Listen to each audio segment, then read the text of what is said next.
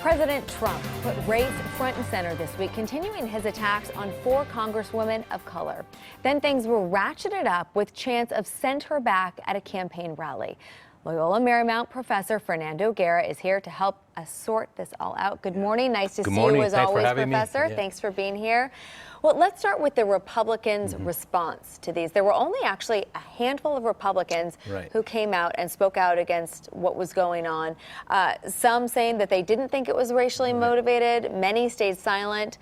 What do you think was the right strategy here? Well, this is their strategy to win elections, and they obviously think it was okay, but the vast majority of people, according to public opinion polls, think it was wrong. Now, the Republican Party's political strategy is to win elections at all costs, and they've given up really being the party of fiscal responsibility, let's say, or free trade, or internationalism, or family values. They are a party about winning and holding power. So if you look at it from that perspective, that's their strategy. Their best strategy to win in 2020, of course, is to have Donald Trump reelected. So they're not going to do anything to undercut him. And, you know, in the background, they're always saying, oh, we don't agree, but they're trying to protect their number 1 goal as a political party, and that is to hold power, even if they have to give up their values, their ideology, and their policy positions. Now, was the Democrats' response what you would expect to see? So from a broader perspective, it was actually kind of muted. If you think about it, because now nothing's normal anymore, right? But if you think about had Ronald Reagan, Bill Clinton, or George Bush done something like this, the response would have been much more overwhelming, and it would have lasted for weeks, if not months. Unfortunately, this will probably not even be the big story next week. Right. You know, and so from that perspective, you can say while they responded and, you know, took some action on the floor of Congress, this was very muted given the current situation. You would have expected much greater condemnation in normal circumstances. All right. Now, shifting to some of the presidential candidates, presidential hopefuls, spending some time in California. We saw former Vice President Joe Biden spending a lot of time here in Southern California. Should we expect to see candidates on both sides spending time in California, or just the Democrats? No, just the Democrats, right? Donald Trump's not going to come to California. He's hardly been to California. He might come for a fundraiser or two, but he's not going to waste his time in California. Okay. Now, we're 9 months away from the March 2020 primary in California. That's unbelievable. Right? Unbelievable, right? You're going to see a lot of candidates. Unlike previous presidential elections, California is going to make the difference. I would even say that California is going to determine who the next president of the United States is going to be.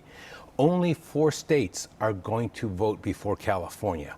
Iowa, New Hampshire, South Carolina, and Nevada. Because of so many candidates, number 1, we have so many candidates. Number 2, how democratized fundraising has become, meaning that more people are able to stay in the race.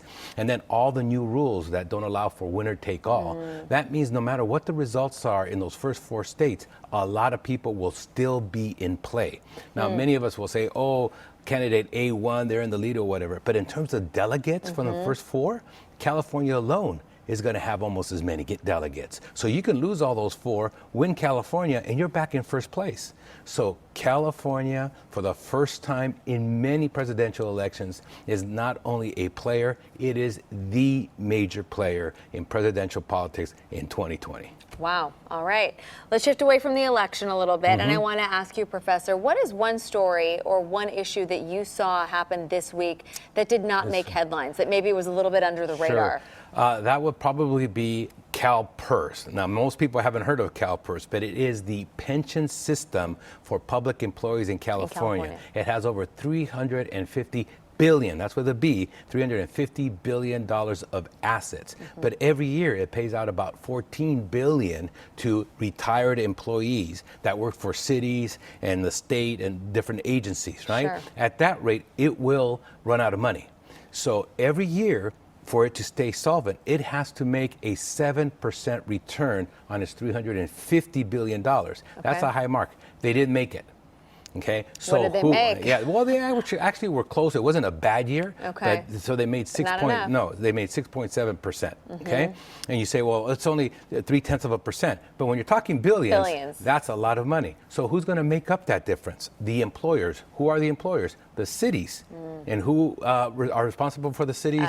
Us, taxpayers. Right? So that means that either we have to increase local taxes, which we don't want to do. We already pay too much, or we're going to have to cut back services. So CalPERS not making the 7% means we're going to have less money for public services, for public safety, for streets, for parks, etc. That's, to me, the big news for California. Huge, yeah. Quality of life. Hardly talked about it last week. Impacts all of us. Absolutely. All right, Professor, we appreciate your insight as always. Thanks we for look having forward me. to seeing you again soon. Thank you.